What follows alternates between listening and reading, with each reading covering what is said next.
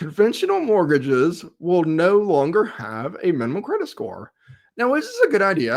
Why are they doing this? Is this some sort of sign of the apocalypse, like the real estate crash bros would like you to believe?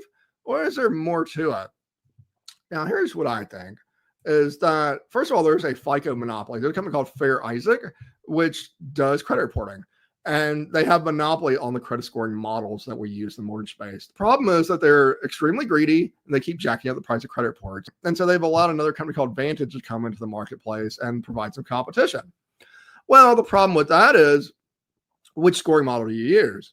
If you're a 640 at one and a 610 on the other, which one's approved? And so you have a minimum score of 620, that becomes a big problem of which scoring model you use.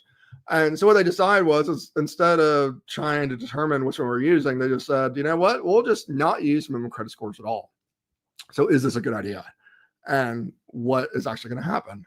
Well, VA has actually not had a minimum credit score in multiple years. And here's the kicker, is no minimum score does not mean guaranteed approval. People all the time, people call me and I have a 479 credit score. I haven't paid a bill on time in 5 years. You can approve me, right? You said no minimum credit score. That's guaranteed. And I'm like, no, guaranteed does not mean that we approve anything. It's VA guarantees the loan, but that doesn't mean we guarantee everybody that can't pay their bills on time to get a loan. They're not stupid.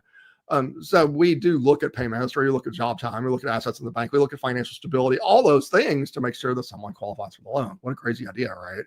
So no minimum score does not mean guaranteed approval.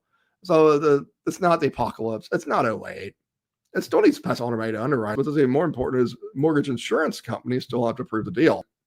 Even if they did, they can and most likely will jack up the pricing for those low scores to the point where why would you even go conventional, except for a very limited portion. Maybe the house isn't FHA approved or not, and you can't go VA.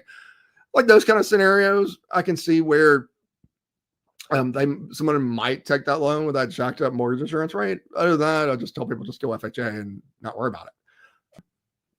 Now, it could lead to some scenarios where someone has a sucky credit score, but they have a lot of money to put down. Maybe they sold their house, all those kind of things. And I think that's a good thing. If someone's putting 50% down, this massive down payment, and even if their credit score is not so great, what is the real risk to the lender?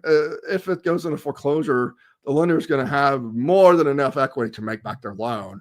So it's not like it's a huge risk on the lender side. So I do think that we'll create a few of those limited scenarios.